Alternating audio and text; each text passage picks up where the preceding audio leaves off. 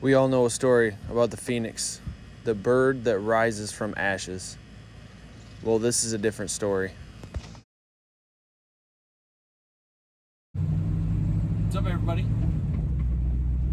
So, I was asked this question not long ago. My dad asked me, he says, so you could have any muscle car, you could have any, he said, if you could have any muscle car, what would it be?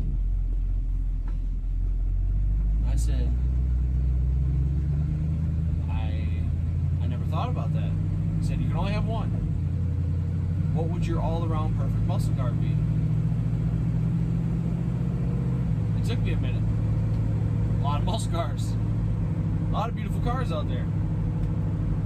I said, I was like, you know what? Let me get back to you. This is something I'd have to soul search.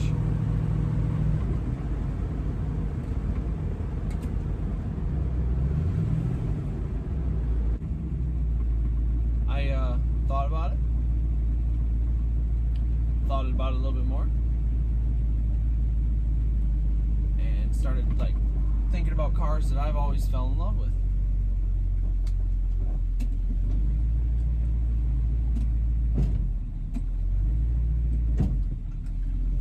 And grew up with Novas. My dad's favorite car is Nova. It's all-time favorite. 72 Nova. 70 to 72 Nova. And I was like, you know what, Dad? It's like, I think I figured it out. He said, what? I was like, I love the 68 Firebird. That's what we're driving right now.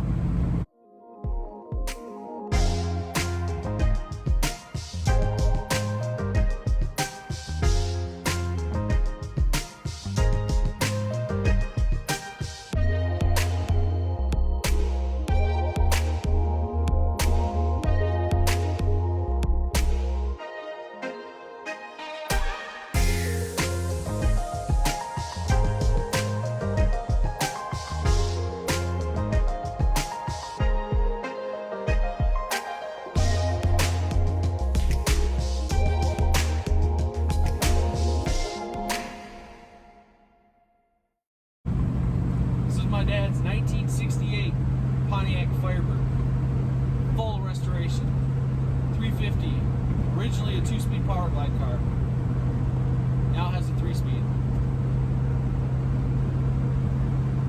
This car was built to compete with the Camaro, but not as in like a rivalry thing. This car was a Camaro, but different body styling, different engine options. This car was built to compete with Camaro within manufacturers. This car was really built to compete with the Mustang and offer another body style for consumers that didn't like the Camaro or that loved Pontiacs. 1966, 1967, this car debuted. You watch Fast and Loud, Richard Rollins, they restored the first two. Number 1 and number 2, convertible and the hardtop. This is coupe. This is 68 coupe. They had the 400 with the Ram Air. This car is not original 400 Ram Air car. This is a now Ram Air, but it is a 350. Original motor. He has the original trans, the original rear end, all that stuff. But didn't put it in the car because there was no need to rebuild it when we had a good 350 and all that stuff sitting around. So, anyway, this car, probably my all-time favorite muscle car, for the simple fact, this car has beautiful body lines. This bumper, the taillights, everything about this car complements itself so very nicely. There's nothing else like it. It has hips, it has you know, the front fenders bow out a little bit, make it look wide. The back fenders bow out, make it look wide. I know a lot of you out there like, Camaro looks the exact same way. These on the quarter panels have little fins, little vents. You'll be like, well, 69 Camaro has little vents. These are different.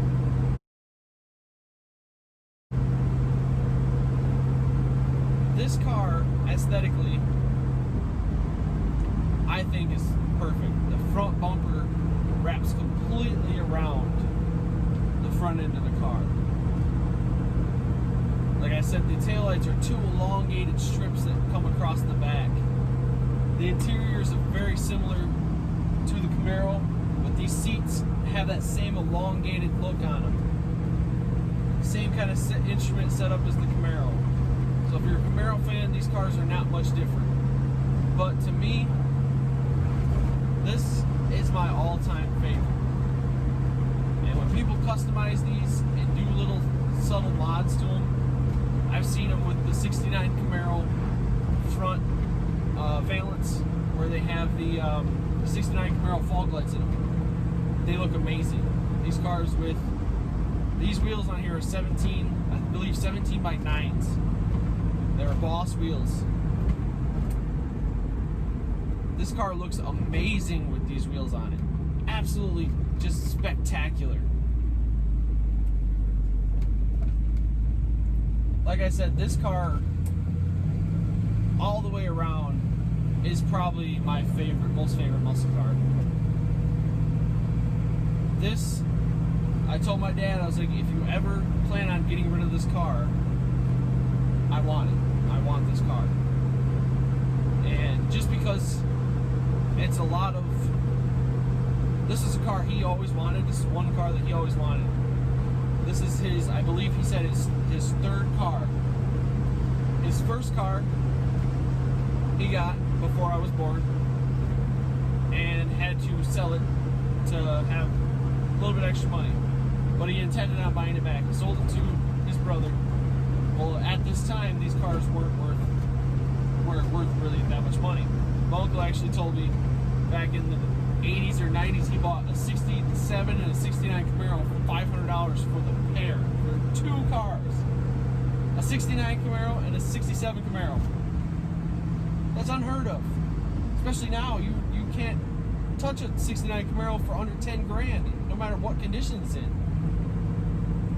So this car wasn't very valuable at this time when my dad had his first one. Well, I guess my uncle shot it up with shotguns. You know, blew it all up.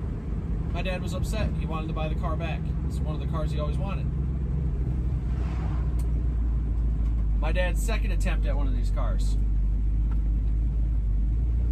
They were restoring it when I was younger. I was probably, let's guess, 11, 12. My dad's restoring his second car.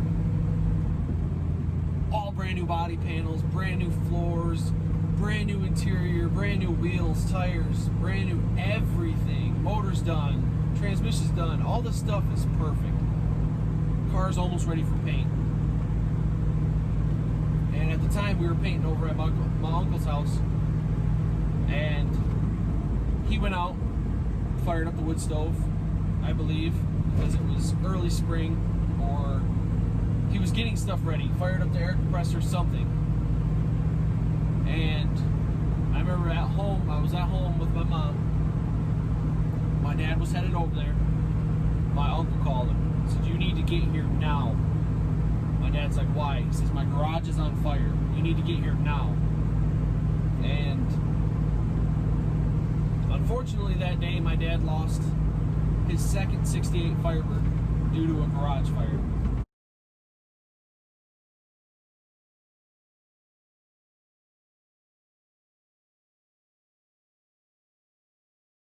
The entire garage was engulfed in flames. They said there was paint cans exploding, that the flames were so bad they couldn't even stand 100 yards away from the garage because of it.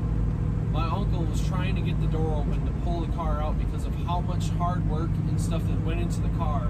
He was almost literally willing to risk his life to save my dad's car. That's pretty incredible. I'm glad he didn't. You know, that would be a terrible thing to have had happen if we'd have lost him over a car. My dad said, don't worry about it. He's like, it's just a car. It's just metal. I'll get another one. It's not a big deal. He said, I'd rather do that than have, you know, lose you. And that's you know, that's brother love, you know. That's, you don't ever want to lose a family member. And especially over something you can prevent. So my dad unfortunately lost that car. That car literally got so hot it folded in half. And this car actually sat, it was actually a friend I went to high school with, stepdad. This car sat right around the corner, less than a mile or two from the house, in the guy's driveway for years. This was his dream car. My dad stopped over there after the tragedy struck and says, Ken, you're willing to sell this car, I want to buy it. He said, my other one burnt. Now, the other car was actually an original California black plate car. 350, 3-speed, like a dream car. Perfect, you know, there was very minimal rust, but my dad replaced every panel that needed to be replaced. Anyway, all that got, you know, taken care of. Insurance covered, you know, what they could for the car. Unfortunately, the car was not done, so they had gotten back mere pennies of what the car was actually invested, you know, what was invested in the car. Even though we had receipts and all this stuff, they couldn't give the money back, unfortunately, because the car was not plated, the car was not insured yet. So they only got basically very minimal value.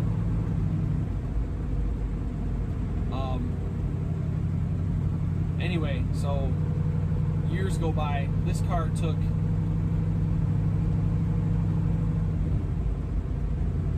I'm guessing this car took my dad 10 years to build now. He just finished it when I graduated high school. He pretty much got it immediately.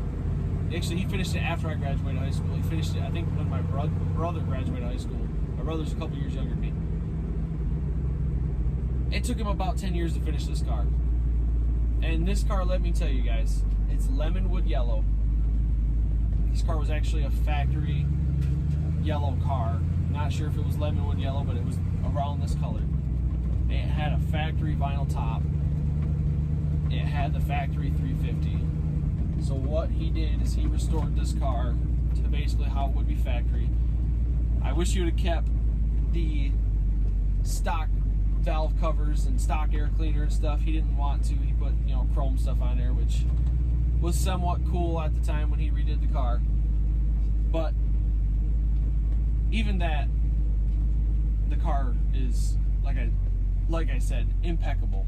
This car is something else. Like, anytime I get in this car,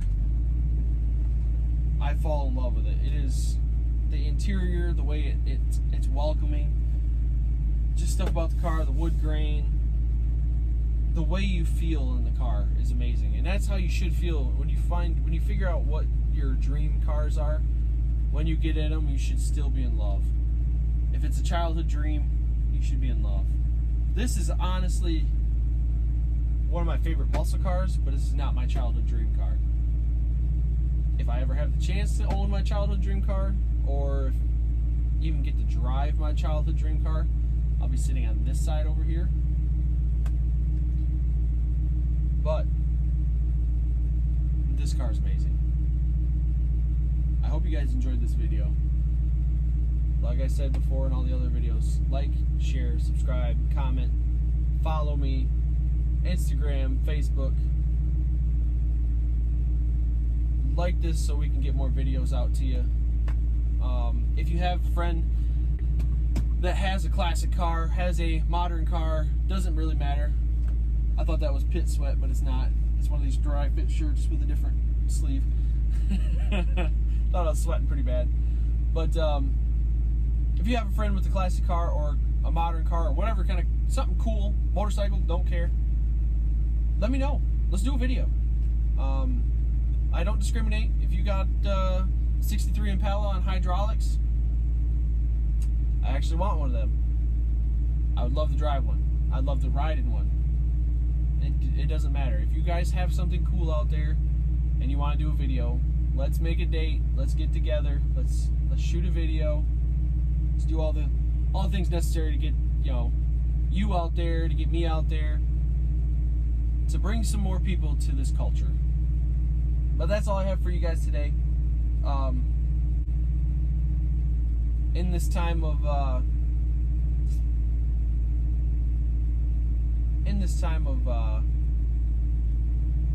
rioting and all this stuff that's going on, let's remember to stay positive.